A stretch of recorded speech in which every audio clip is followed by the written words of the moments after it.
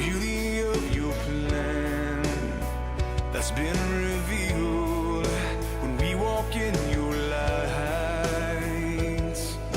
We walk in it. Hello, and welcome to The Torch. I'm Pat, Hi, I'm Kevin. and we're going to talk about where do we go from here? And I'll say it again. Where do we go from here, Miss Pat? That's always a good question to ask, isn't it? Well, this is the last show of the season, so I thought we might do a review of what we have talked about in the past. Yes. You know, we've talked about everything from the silent majority to how to choose your candidate.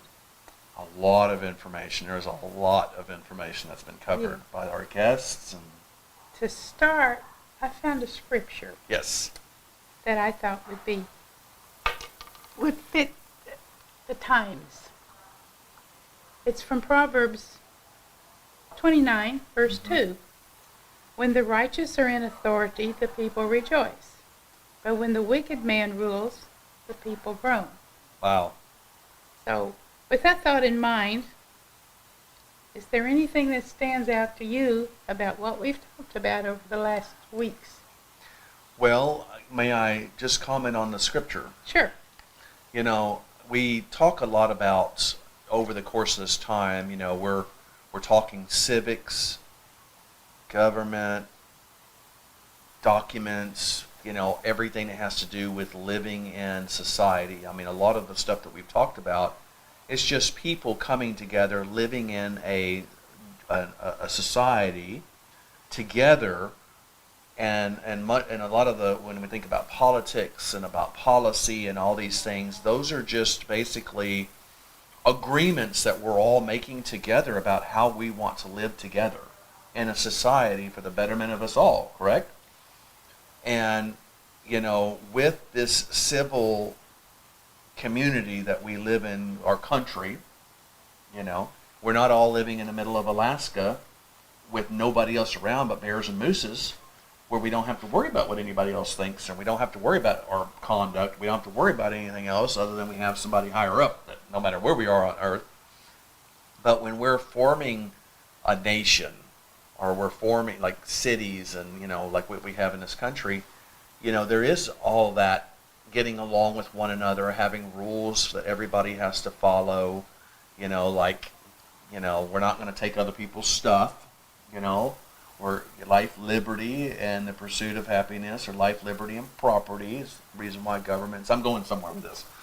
And so, you know, we want to live and enjoy life and prosper and enjoy community where we're all playing on the playing the same game, with the same rules, everybody just doing their part, which is living together. And we've brought in the whole, the church. We tried to hit the angle of the church. There's a lot of people that don't have anything to do with religion or things spiritual. And that's their right to not have to themselves have anything to do with religion and anything. But thinking of this scripture right here, this is within the Bible, within religion, if they will, that deals with leaders, people in authority in the civil society. How can there be a leader unless there's a civil society to lead? You know, even a church has leaders, but that's still a community of people, regardless. You know, we're not all just praying or reading the Bible or that kind of stuff. Even within a church, people are taking care of the little ones. People are fellowshipping one to another. People are, you know, doing things within the congregation. That's civil. So it's like a civil thing, you know. And so it's very hard to separate our king and what he's just saying right there when the wicked, can you read that again? When the righteous are in authority, the people rejoice. What's a righteous person according to what God says? Is that somebody who is obedient to him, maybe? Somebody who's put their faith and trust, somebody who's going to obey him? Yes. You know? They trust him. They have faith in him. and they build their lives around it. So when those kind of people are in authority, the people rejoice. Right. But when those people who... But when a wicked man rules, the people groan. What's a wicked man? Wicked man doesn't count God as part of it. And It doesn't really follow the rules. just whatever they want, right? I mean, a society without rules is what? Chaos. Mhm. And so if there are no rules, it's every man for himself. Right, and there's lots of societies over a course of time have had situation where the whole place is just everybody is doing whatever they want to do, and I want my neighbor's stuff and I want to better my life, so I'm just going to go up there and get all my neighbor's stuff and attack and maim and like uncivilized. That's why a lot of those towns back within like the biblical times, they all had walls around them. Because other cities and other people would come and say, I want all their stuff.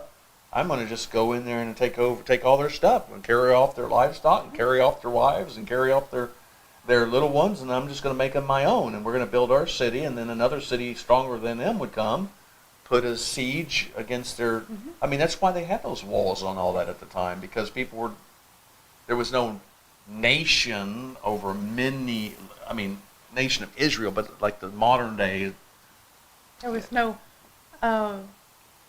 set amount or set group of people who ruled. Mm-hmm. Okay, there were kings, Yeah, right. there were monarchs, and they usually ruled with an iron fist. Mhm. However, this country went in a different direction. Right. We wanted a constitutional republic Exactly. where the people got to choose who they want to represent them to make decisions based on what the collective people who put them there wanted. Not to do their own thing. Right.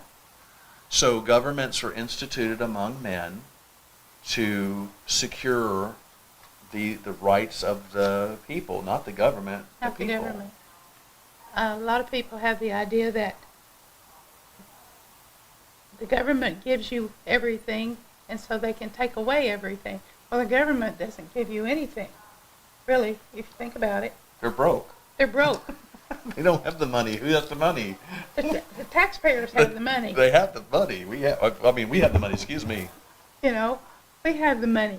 And without us, where's the government going to go? Do you think some of the politicians have somehow missed that understanding of what kind of country we have and what the people are there for? I almost feel like some of these politicians, we're just the worker bees that scurry around being submissive to their whims and just opening up our wallets of whatever they want anytime they want it.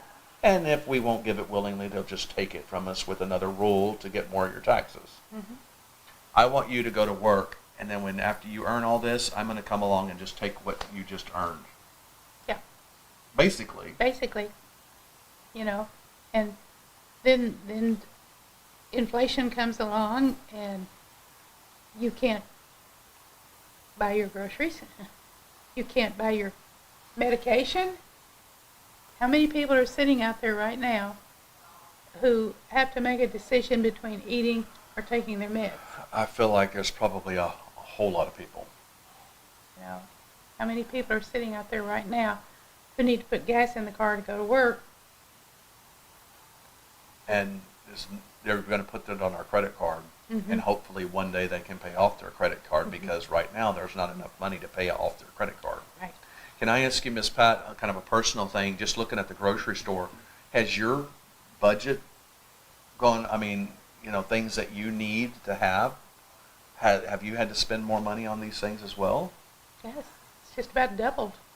So, And I'm one person. right, like you have a budget that comes in, income-wise, and you have a list of expenses that has to go out.